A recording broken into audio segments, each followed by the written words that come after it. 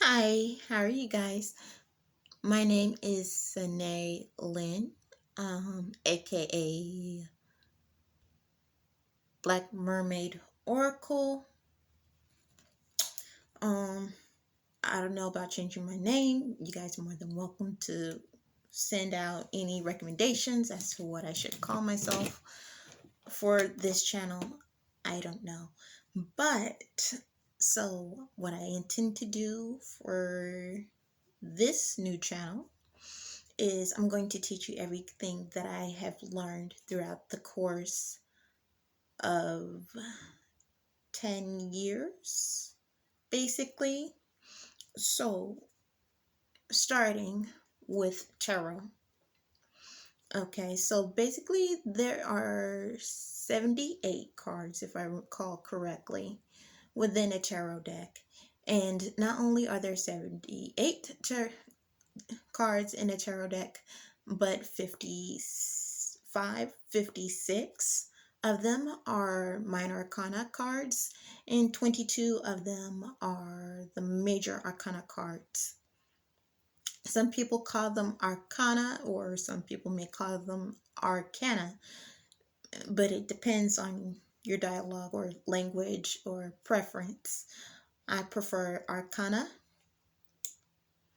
as I prefer pendulum over pendulums, but it depends on the person. So, what I intend to do to start off with today is I'm going to teach you everything that there is to know about the tarot, okay? So, I'm thinking I'm going to start with the major arcana cards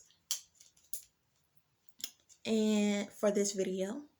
And for the next video, I'm going to give you guys part 2 for the minor arcana, then so on and so forth, depending on how many videos I need to make regarding the information of tarot.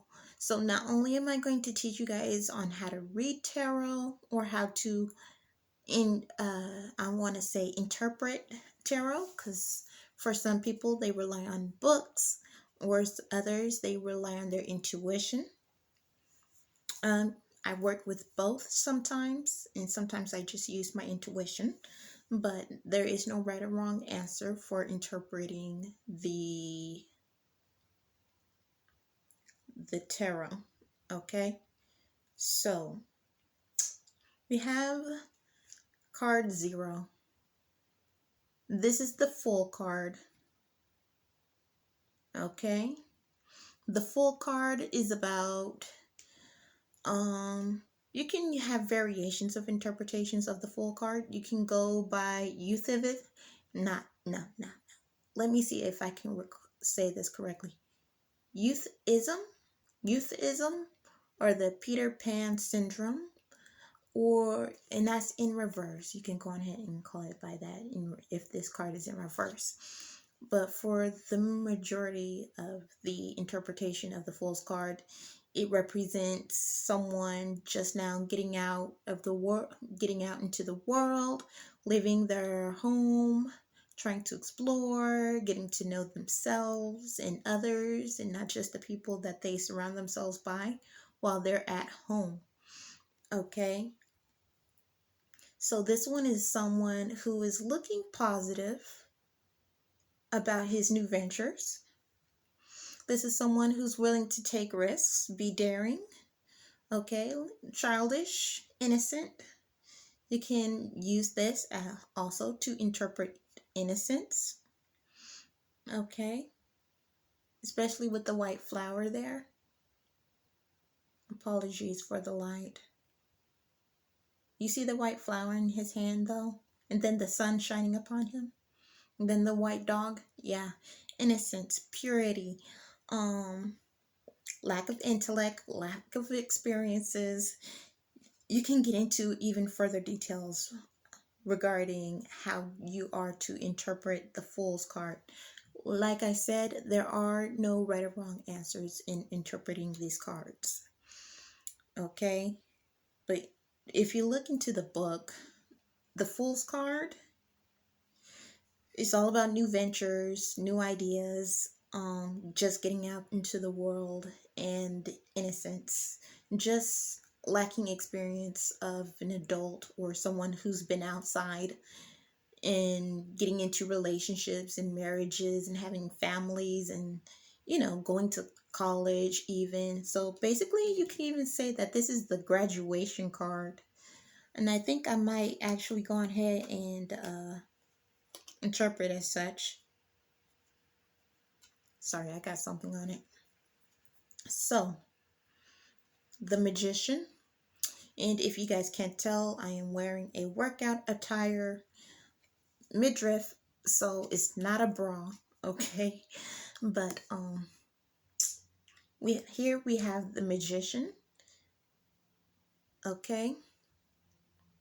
Or whatever you guys might think. It might look like a dress. I don't know. But here we have the Magician. And the Magician is all about creativity, being able to tap into earth, air, water, fire, or spirit. Hence the infinity sign. Okay. This is someone who's really great, who's really good at conjuring ideas and making them come to life, making things happen, allowing them to grow, to manifest. This one is a great magician. He is an illusionist, if you will. But that's if he's in reverse. Okay. So, and I'm also going to go into some details about the suits. Okay. So for the suits, there is fire, water, air, and then earth. And depending on your deck, and who actually designed your deck, chances are they're going to flip those suits every now and then, or they might call them something else like staves or spades or diamonds or hearts. Okay, so cups. I'm going to go ahead and tell you what these elements represent, and then I'll go into details of each and every detail regarding the cards for the minor arcanas. So for this card, we're going to talk about the elements here. Okay, we got the spirit, which is right at the top of the head. Then we have cups, which is about emotions, intuition. Okay, or lack thereof if it's in reverse. Then we have pentacles, which represents abundance, health, and financial aspects, financial work, even health work. Maybe you're an earthly healer or earth practitioner, or you could be a counselor or a therapist. I think that's more of a cups. Yeah, I'm just going to get into more details on the next video. But as I was saying, I'm going to talk about the cups, lack of emotions, as I said before. Then we go into the swords, which is all about intellect and communication. The career for the air signs in regards to the air suits, which is the swords, you get into justice. So you get into the justice system. Okay, then we go for pentacles. You are a financier or a health practitioner, basically.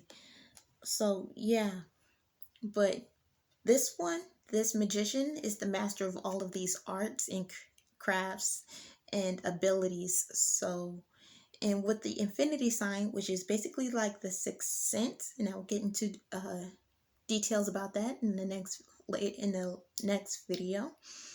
The spirit is what connects them all and heightens all of their senses: hearing, seeing, feeling, tasting, smelling. You know it. All five of your senses are enhanced through the sixth sense, which can be the third eye, the crown chakra, and the enhancement of your vocal cords, which be the throat chakra, then the heart chakra, then the sacral chakra. Then we go into the root chakra, and Also, before I forget this one, because I don't think I've said this one, the solar plexus chakra. And I'll get into, and that's a whole nother video for another situation. Okay. So the second card, we have the High Priestess. Okay. The High Priestess is, the High Priestess is all about hidden information, esoteric, the occult. I call this card the polytheist card because women are usually seen as spiritual advisors according to monotheism. So this is basically the polytheist card, okay? Especially in regards to spiritual leadership. She's the other half to the coin of the Hierophant, which would be the next card in the after. Well, not the next card, but after that. Yeah, just 2 cards from that. So, if you guys have noticed already, this is the first card. Okay, and there are 22 cards within a major arcana, and this is the beginning. This is the 0 card. Okay, you can't really see it closely. Yeah, it's barely there. You probably can see it like this, but 0 card, circulation, infinity, and so on and so forth. High Priestess is card number 2. So they are labeled in Roman numerals. Okay. So the next card, and the High Priestess, also before I forget, is all about female spiritual leadership. She is the more subtle aspect of religion. She's not physical, she's not tangible, she's intangible, and she's an ether or matter or like I said, esoteric or occultic, even polytheistic, basically. And I'll get into discussion with that when I make the video for it. So the next card is card number 3, which is the Empress. Okay, card number 3. And the Empress is all about motherhood, nurture versus nature, or nature versus nurture, however you want to perceive it. But this is Mother Nature. She is, you can call her Gaia or Gaia. She's the mother of femininity, true femininity. She embraces being a wife, being a mother, and being an influence of the both of those realms, if I can call it that. As you can see or can't see, here's the goddess. Here is the goddess's Venus symbol. Okay. And I say goddess Venus as in Aphrodite for femininity and love. Not really the goddess Venus, but in Roman, before they became Catholic, Romans used to believe in Greek gods. No, not Greek gods. And I'll get into discussion with the next video about this one. But Romans used to be polytheistic as well. And they used to name their gods after the planets. Planet Venus, goddess Venus, god Pluto, god Mars. So like the planets that we know of, yeah, the gods were named after them. So goddess Venus, god Mars, god Pluto, which is Hades. Venus is for Aphrodite. Mars is for Aries. Then there's god Jupiter, god Saturn, Uranus. The moon isn't a planet, so it's not really included. But those are the, I think they're called the poles, null poles. Um, I'm going to look into that. That's for sure. So we'll be learning that as well.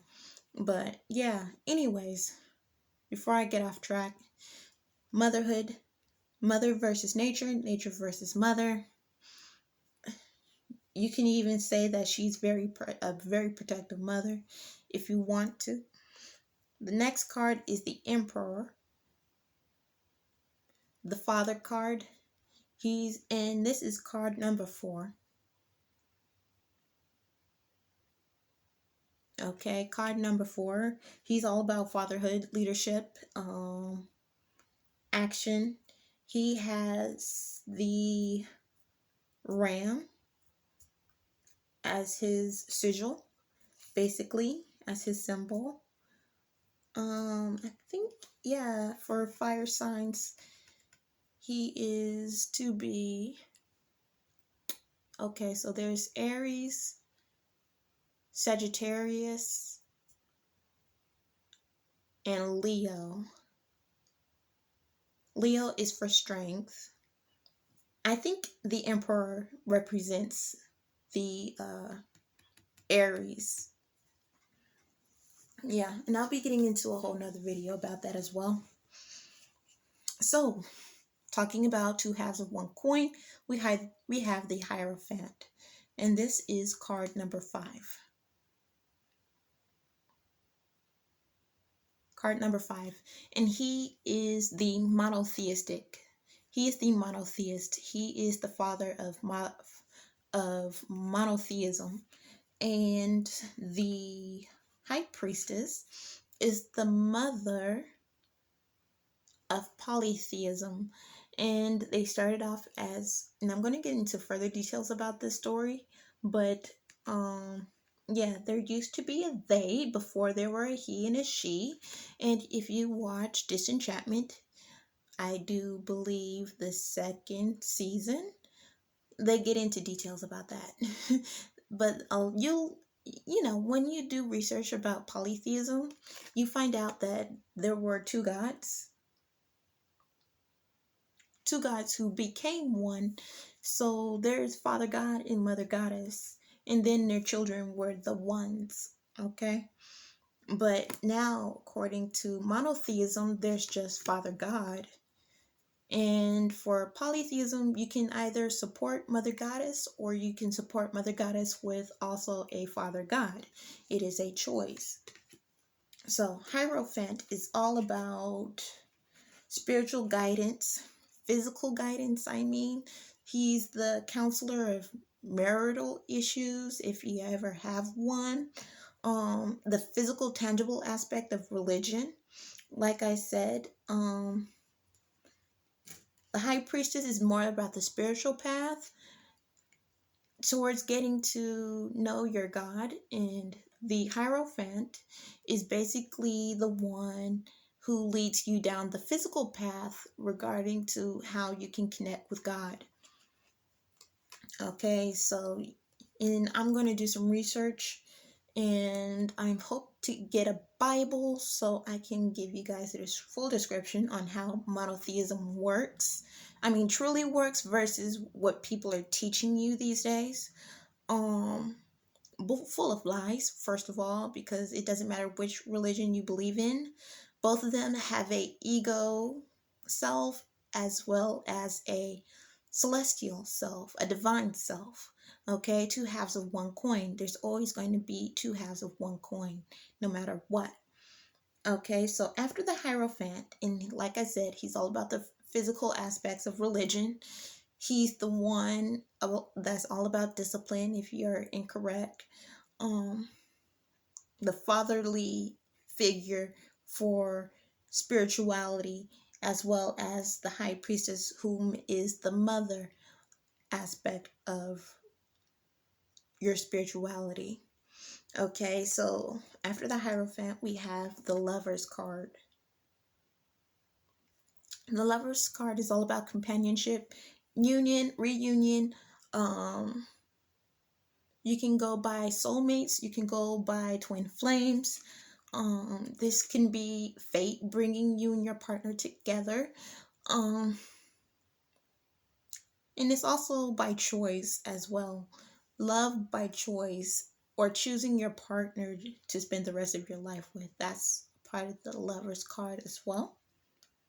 So next we have the Chariot.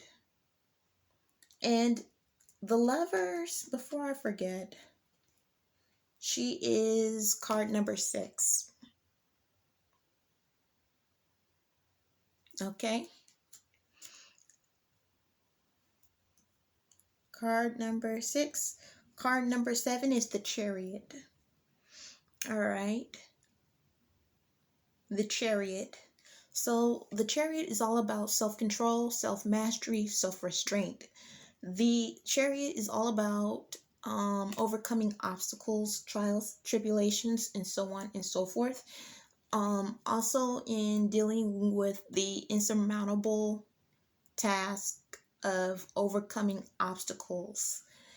You know, you have to conquer your worst fears. You got to conquer, the worst aspects of reality. And that's what the Chariot is all about. Okay. As well, if you guys look in here, you get 2 horses. Another thing about tarot is that sometimes you'll see black and white horses, or just a pair of horses, or seahorses, depending on who is creating the tarot and their personality as well. Sometimes you get a black and white horse. At this card, we get the black and white Sphinx. Okay, so we have a Roman leader controlling Egypt. It's also about control, because you have to remain in control in order to get through certain tasks, to get through certain fields. Okay, you have to remain in control of your horses, or your fate, or your decisions, or in how you control the only way for you to get through life, the Chariot. Okay, so this is Egypt and this is Rome, because only Rome has this apparel. Yeah. This could also represent royalty. Even though there's an emperor and an empress, this could be a person going into war, going into battle. Okay, and I say that because this person has armor and this person is in control of the Sphinx. And he's not looking too pleased about going into action or going to where he isn't needed to go. So that's card number 6. Card number 7. Card number 8 is Strength. This is another form of control, or it can represent trying to get things done, trying to tap into your inner strength to get things done, tapping into your inner strength to accomplish certain tasks, certain deals that are in need of being made. Okay, so the Strength card is just purely about physical, mental, emotional strength. Physical, spiritual, mental, and emotional strength. There we go. Which creates stability. Stability regarding your mentality, your emotionality, your physicality, your mentality, and your spirituality as well. Hence the infinity sign right above her head. So it's all about inner strength in order to accomplish certain tasks. But it's strength. Okay, that's why it's called the Strength card. So for card number 9, we have the Hermit.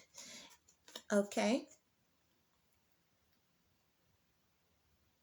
So for the Hermit, it's all about looking within for answers.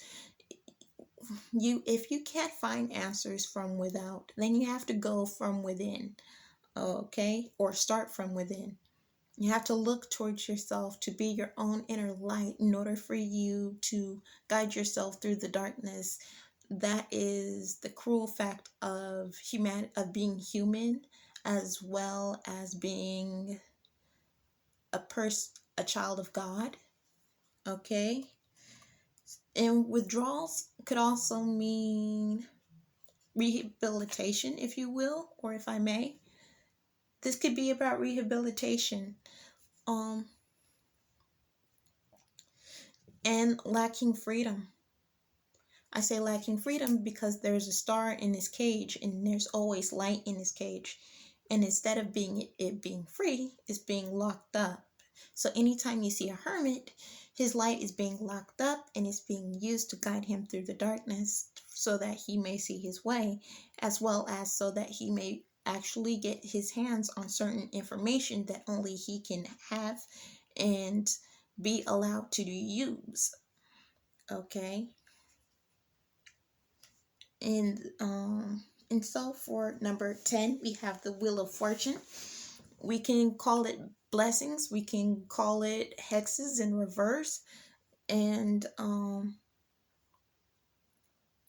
as well as before I move on to the before I finish the Wheel of Fortune, um if any of these cards were in reverse, like the High Priestess or the Emperor or the Empress, or if any of these cards turn out to be reversed, then that means that they are the exact opposite of what I'm actually telling you. So there are the positive attributes to these cards, but also know that there are some negative attributes to the cards. So you can use them for shadow readings to bring out the truth about what's going on in your life, something that needs to be done, something that needs to be fixed, perhaps something that needs to be dealt with or needs to be handled or needs to be seen, whatever the situation may be. When something is in reverse, it usually means that it's being blocked or that it's not being taken care of or that it may be in fact neglected or is being neglectful. Okay, for leadership cards like the Hierophant, the High Priestess, the Emperor, and the High Priest, and not the High Priestess again, I just said that, the Empress. When it comes to leadership cards like those, that means that you're fatherless, motherless. You don't really have any person to guide you onto the right path, whether it's spiritually speaking or physically speaking. There's a reason why 4 of these cards actually exist. The High Priestess and the Empress. The High Priest, which is the Hierophant, as well as the Emperor. These 4 actually exist solely for you to connect with your inner divine masculinity, inner divine femininity, or toxic masculinity or toxic femininity, or just from having neglectful parents, if you can go there. Okay, so just letting you guys know. So the Wheel of Fortune, like I said, is all about blessings, abundance. It's all about fortune. The Wheel of Fortune is that you're playing Russian roulette every time you take a chance on how you're going to get your fortune, where you're going to get your fortune, when, what purpose are you trying to use in order to get into contact with it, what are your intentions. It could also symbolize fate because it's all about the cycle. Okay, you can even call this the compass, the moral compass. Or for those of you guys who remember this movie called The Golden Compass, which reveals the truth about your reality, about the people that you're surrounded by, you can actually use this card to symbolize the golden compass as well, or moral compass, or your abundance compass, in which you're trying to figure out how to obtain many blessings, how you're trying to obtain a great ride of fortune. And if it's in reverse, you're being financially blocked or you're not in connection with your inner divine self or your actual truth, depending on the person. When you're dealing with tarot and oracle cards, even, there are many depictions or many aspects to what can possibly mean what certain pictures it could possibly mean, and how it's supposed to move, and what is the interpretation of it by the person who created it in the first place. Okay, and that's card number 10. Okay, card number 10. So card number 11 is Justice. We have the Scale, and we have a sword. Okay, we got two pillars. So the Justice card is all about fairness, equality, justice. I think I just said that. I apologize if I did, but it's the Justice card, so what can I say? But it is all about equality and fairness. The pursuer or the seeker of truth, even regarding knowledge. And I'm going to get into more details about how you can use these cards, these major arcana cards. So 11, Justice. 12, the Hanged Man.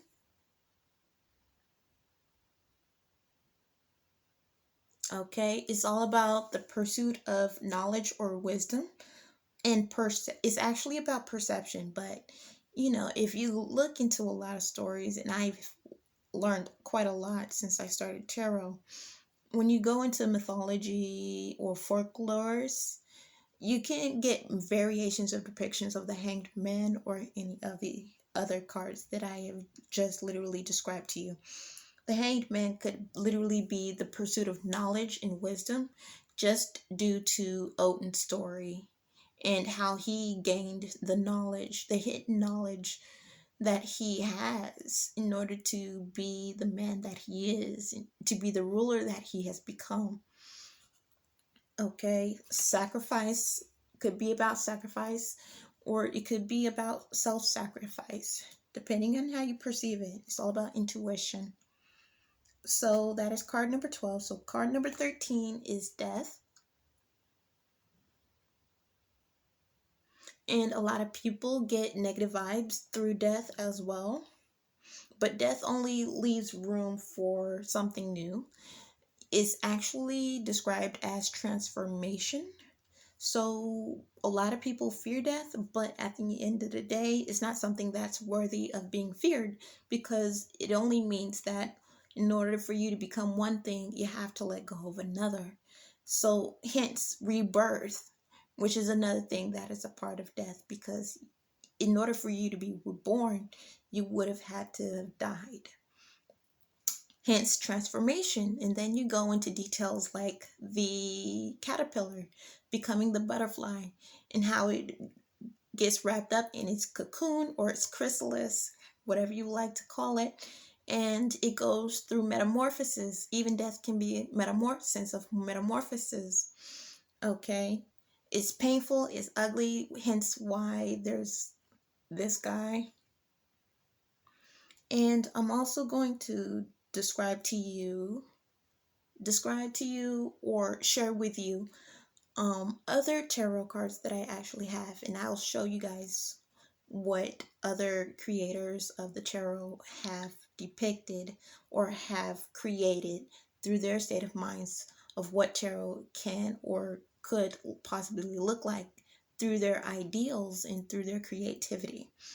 Okay, so right now I'm just using the Rider-Waite version, and this is the Radiant deck, the Radiant Rider-Waite. So, and it's because it's bright colors and stuff like that. So, yeah. So yeah, that's it for that. And also, I'll be getting into more details, and that's just in the future, regarding information on numerology, and I'll show you guys how to use tarot cards to break it down, and how to get your answers on certain numbers.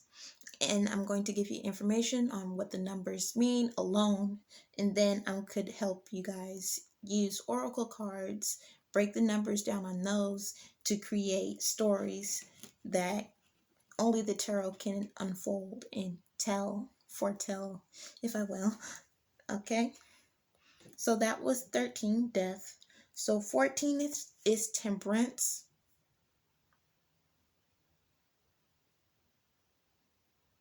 Okay, and temperance could mean mixology, like you're a bartender, or it could mean equality and balance for creating or recreating. Temperance, I forgot what temperance means, but usually temperance is always uh pouring into, I think it's pouring into 2 cups, but I'm not really sure. But like I said, for a lot of tarot cards, temperance could look like anything, be anything. So temperance could be more about control, being able to control something. And it's just, it goes straight down into strength. And the chariot card, uh yeah, it's not really, I might get into yeah, I think I might cut this one loose.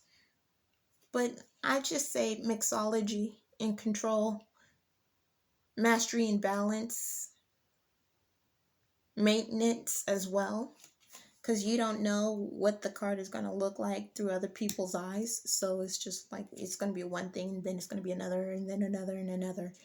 Like if you go into Sarah Graham's Haunted House tarot deck, temperance would be a woman who is a bartender. And well, the one thing that the bartender and this person do have is that they both listen and they both create. So I can say about temperance, but then it goes into the magician. It's a variation of things. I can't go into further details because it's just going to take me into another card, then another card, and then another card. So for 14, we got 15, which is the devil card. Okay. The devil card is all about mastery and being a control freak, being abusive, having unhealthy relationships with other people, toxic relationships, self-enslavement or enslavement, like I said. Um, Here we have the star in reverse right above the devil's head. Okay, this could also symbolize addictions, and it's just it's the ego. It's the ego card. Let me call it that and simplify it so you guys can better understand it. It's a ego card. Okay. So next is 16. Yes, 16. The Tower. The Tower is the breaking down of false ideals, false perception, um, anything that appears to be anything that appears to be the truth but isn't the actual truth, is the breaking down of that. Um, Things coming to an end, things falling apart. A lot of people seem to have a negative notion about the tarot card, the Tower card as well. That it also gives off that sense of lost. But like I said, it depends on the creator. It depends on the artist and which story they wish to see unfold when they think of the Tower card. Even the ego, the perception of the ego breaking down. Okay, and then rebuilding up. But false perceptions, false lies, the bullshit, all coming to an end, everything falling apart. Hence the destruction of a tower. Next we have the star. 15, 16, 17. 17, the star. Now this one is a lot like temperance. It's a lot like many other things, but this one is all about optimism. I throw in that it also depicts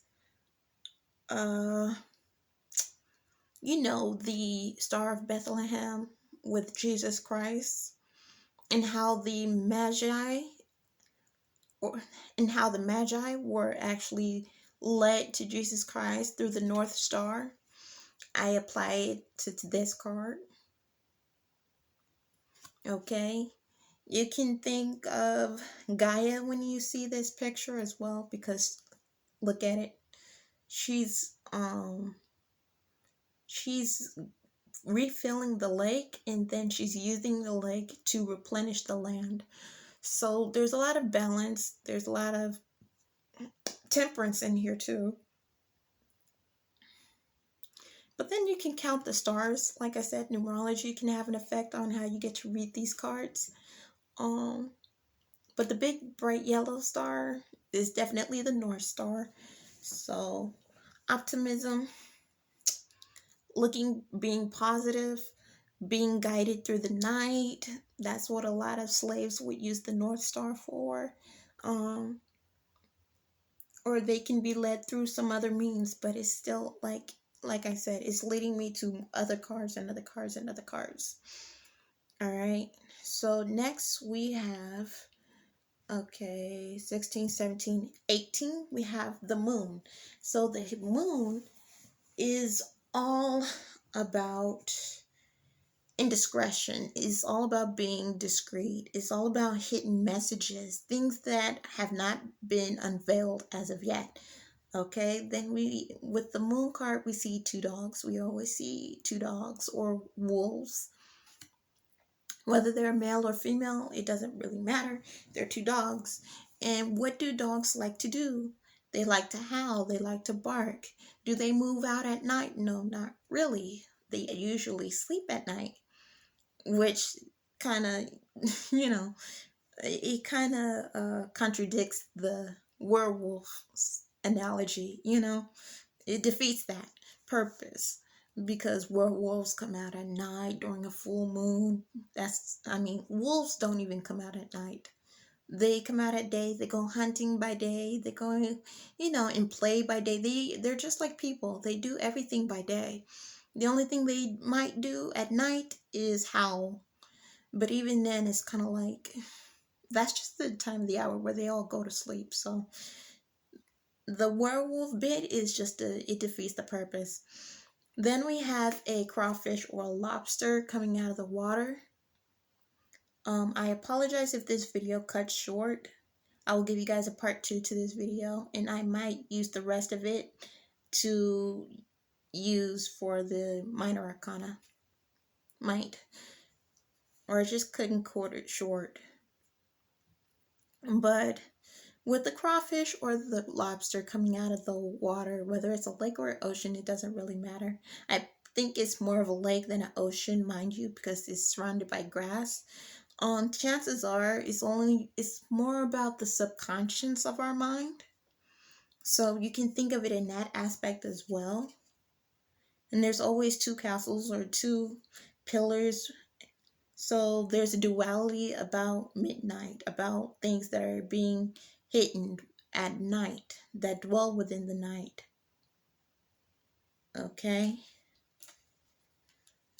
Next we have the sun.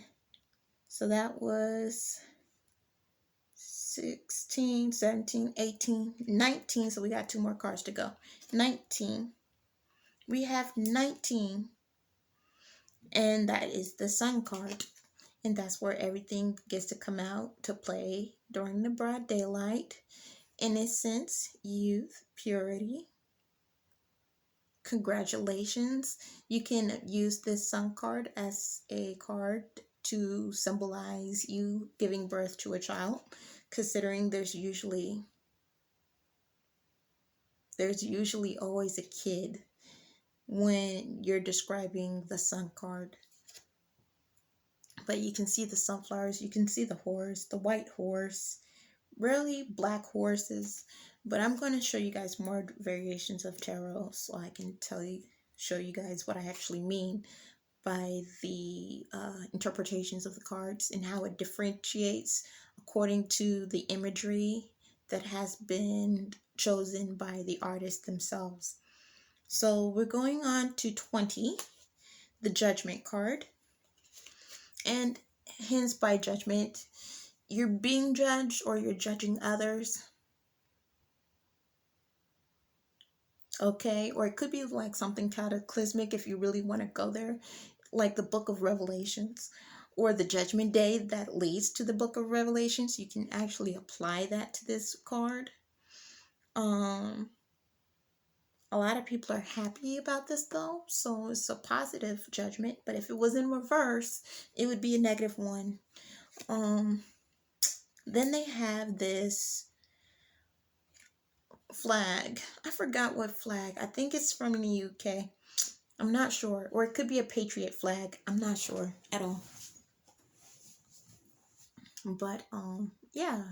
Being judged by the angels in the heaven above. You can even apply these people as White Walkers if you want to, or vampires, considering that a lot of them are coming out of caskets. So chances are these people are literally, you can go by Christian faith and say sinners. Okay. Because who else lives near the mountains? I mean, not too many people. Not unless they really like being in the mountains in the cold. It looks like the, what is it?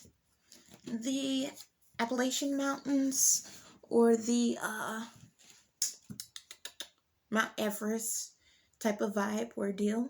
So the last but not least card, we got the World, and that is all of your accomplishments has come into fruition. You're wise beyond measure. You're a full-grown adult, knowledgeable. You have accomplished and achieved a lot of your goals and dreams. You have went through a lot. You've even had to deal with your ego and how it has the tendency to get you into trouble. So I like to say that this is the graduation card in regards to life, because people, you die. Some people die and stay dead. Some people die and they literally come back, and then they come back a whole nother person perhaps. And then they finally die again. So that's basically the world, so they graduated. So they know what it's like to die, so they're not afraid of death. So they know what to expect the next time it happens again. But they do learn a lot from that experience, I'm sure. So that is it for this video. I hope I have been helpful in educating you guys regarding the major Arcana cards. The next, I'm going to break the videos down, and I'm going to teach you guys about the suits, starting from the wands, then the cups, and then the swords, and then the pentacles. So they're each going to have their own video rather than just diving into the whole entire thing. That way I can save up more time with you guys. Alright, so I hope you guys enjoyed this video, and I hope you're willing to go along the journey with me of learning more of something new that we never thought that we would learn today. Yay! Alright, so peace out. Enjoy your day. I hope you guys enjoy me actually educating you with how you can interpret these cards as well. And you can use your own interpretation as well. That's okay too. Alright, bye. And also, before I forget, please make sure you do a donation.